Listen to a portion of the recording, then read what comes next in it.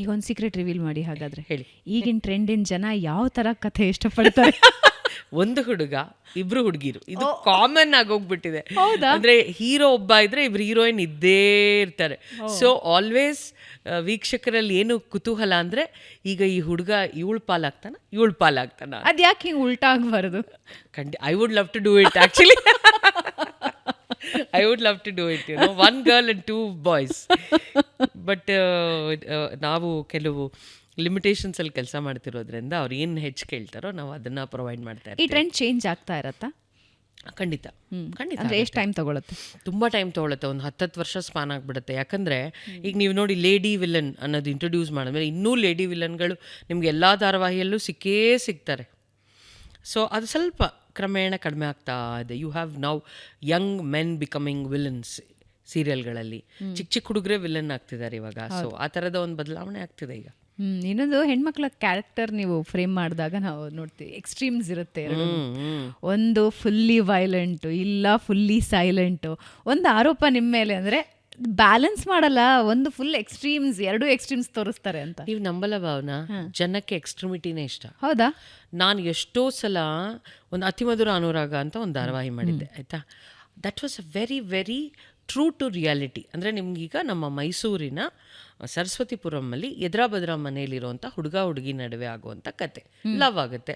ಅವಳಿಗೆ ಯಾಕೆ ಇವನ ಮೇಲೆ ಲವ್ ಅಂತ ಎಲ್ಲರೂ ಯೋಚನೆ ಮಾಡ್ತಾರೆ. ಆದರೆ ಅವ್ನು ಇವಳಿಗೆ ಸಿಗಲ್ಲ, ಅವಳಿಗೆ ಇನ್ಯಾರೋ ಬಂದು ಮದುವೆ ಆಗ್ತಾನೆ. ಆ ಥರದ್ದು ಏನೋ ಒಂದು ಸಿಂಪಲ್ ಕತೆ. ಅಲ್ಲಿ ಯಾವ ವಿಲನ್ನೂ ಇಲ್ಲ, ಏನೂ ಇಲ್ಲ, ಯಾವ ಎಕ್ಸ್ಟ್ರಿಮಿಟಿನೂ ಇದೆ.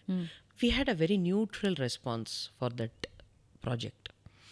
ಅದೇ when we did lady villain, ಒಂದು ಇನ್ಯಾರೋ ಒಂದು ತುಂಬ ಅಮಾಯಕ ಹೆಣ್ಣು ಹುಡುಗಿ, ಈ ಲೇಡಿ ಅವಳಿಗೆ torture code, people start watching it like crazy. So ಎಲ್ಲಿವರೆಗೂ ಜನ ಇದನ್ನು ತಗೋತಾರೋ ನಾವು ಅದನ್ನೇ ಕೊಡ್ತೀವಿ ಅವ್ರಿಗೆ. ಅವ್ರು ನಿರಾಕರಿಸ್ಬೇಕಲ್ಲ, ಅವ್ರು ಹೇಳ್ಬೇಕು ನಾವು ಇಂಥದ್ದು ತಗೊಳ್ಳಲ್ಲ ಅಂತ.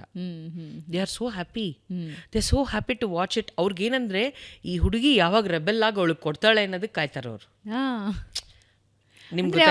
ಅವ್ರ ಮನಸ್ಸಿನ ಕೆಲವೊಂದು ಅದು ಭಾವನೆಗಳ, ಅಂದ್ರೆ ಲೈಫ್ ಅಲ್ಲಿ ದೇ ಆರ್ ಸ್ಟ್ರಗ್ಲಿಂಗ್, ಇದರಿಂದ ನಮ್ಮನ್ನು ಯಾರಾದ್ರೂ ಒಬ್ರು ಆಚೆ ತರಬೇಕು ಅಥವಾ ನಾವೇ ಆಚೆ ಬರಬೇಕು, ಅದು ಈ ಸೀರಿಯಲ್ಗಳ ಮೂಲಕ. Correct, yes, exactly. ಅವರ ಬದುಕಿನಲ್ಲಿ ಆಗ್ತಿರುವಂಥ ಚಾಲೆಂಜಸ್ ಇರ್ಬೋದು, ಫ್ರಸ್ಟ್ರೇಷನ್ಸ್ ಇರ್ಬೋದು, ಎಲ್ಲವನ್ನೂ ಅಲ್ಲಿ ತೆರೆ ಮೇಲೆ ನೋಡಿದಾಗ ಇದು ನನ್ನ ಕತೆ ಅನಿಸ್ತಾ ಇರುತ್ತೆ ಅವ್ರಿಗೆ. So may be that's why they like it and they want that girl, ಯಾರು ಅಷ್ಟು ಶೋಷಣೆಗೆ ಒಳಗಾಗ್ತಿರ್ತಾಳೋ ಅವಳು ರೆಬೆಲ್ ಆಗಲಿ ಅಂತ ಕಾಯ್ತಾರೆ ಅವರು. ನಾವೇನು ಮಾಡ್ತೀವಿ ಭಾವನಾ, 1ನೇ ಎಪಿಸೋಡಿಂದ 800ನೇ ಎಪಿಸೋಡ್ವರೆಗೂ ಅವಳನ್ನ ರೆಬೆಲ್ ಮಾಡಿಸಲ್ಲ ನಾನು. ಜನ ದಿನ ಕಾಯ್ಬೇಕಲ್ಲ ಅವಳು ಯಾವಾಗ ರೆಬೆಲ್ ಆಗ್ತಾಳೆ ಅಂತ. ಸೊ ಇನ್ನೇನು ಜನ ಬಿಟ್ಟರು, ಇನ್ನು ಆಸಕ್ತಿ ಹೋಗ್ತಾ ಇದೆ ಅಂದಾಗ ತಿರುಗಿಸೋದು ಅವ್ರನ್ನ. ಇವಾಗ ನಿಮ್ಮ ಮೇಲಂತೂ ಜನ ನಿಮ್ಮ ಬಗ್ಗೆ ಕೇಳ್ತಾನೆ ಇದ್ದಾರೆ ಪ್ರಶ್ನೆ. ಅಂದರೆ ಕರ್ಣ ಮತ್ತು ನಿಧಿ ಮತ್ತೆ ಯಾಕೆ ಕಷ್ಟ ಕೊಡ್ತಾ ಇದ್ದೀರಾ ಅಂತ. ನೋಡಿ, ಇವಾಗ ಜನಕ್ಕೆ ಅದು ಇಷ್ಟ ಆಗ್ತಾ ಇಲ್ಲ, ಆದರೆ ನೋಡ್ತಾ ಇದ್ದಾರೆ. ನನ್ನನ್ನು ಬೈಕೊಳ್ಳೋಕ್ಕಾರು ನೋಡ್ತಿದ್ದಾರೆ, ಧಾರಾವಾಹಿ ಮಾಡೋರನ್ನ, ವಾಹಿನಿನ ಎಲ್ಲರನ್ನೂ ಬೈತಿದ್ದಾರೆ ಅವರು. But that's okay, they are watching it. No, so ನಾನು ಅದೇ ಈ ಅಗೇನ್ ದೀಪಾವಳಿ ಸೆಲೆಬ್ರೇಷನ್ ಟೈಮಿಗೆ ಬರೋವಾಗ ನಿತ್ಯ ಮದುವೆ ಕರ್ಣನ್ ಜೊತೆ ಅನ್ನೋದು ಟ್ರೇಲರ್ ಓಡ್ತಾ ಇತ್ತು, ಪ್ರೊಮೋ ಓಡ್ತಾ ಇತ್ತು.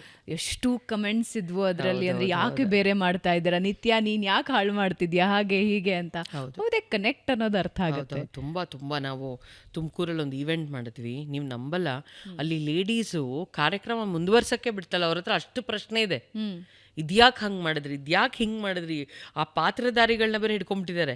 ಅದರಲ್ಲೂ ಆ ನಿತ್ಯನ ಇಷ್ಟಪಡೋವಂಥ ಹುಡುಗ ಓಡೋಗ್ಬಿಟ್ಟಿದ್ದಾನೆ ಅಂತ ಆಗಿರುತ್ತಲ್ಲ, ಅವನ್ನಂತೂ ಒಂದು ಅಟ್ಯಾಕ್ ಮಾಡಿದ್ರೆ ಹುಡುಗ, ನಾನೆಲ್ಲ ಅವ್ರು ಹೇಳ್ದಂಗೆ ನಾನು ಮಾಡಿದ್ದೀನಿ, ನಾನು ಬಿಟ್ಬಿಡಿ.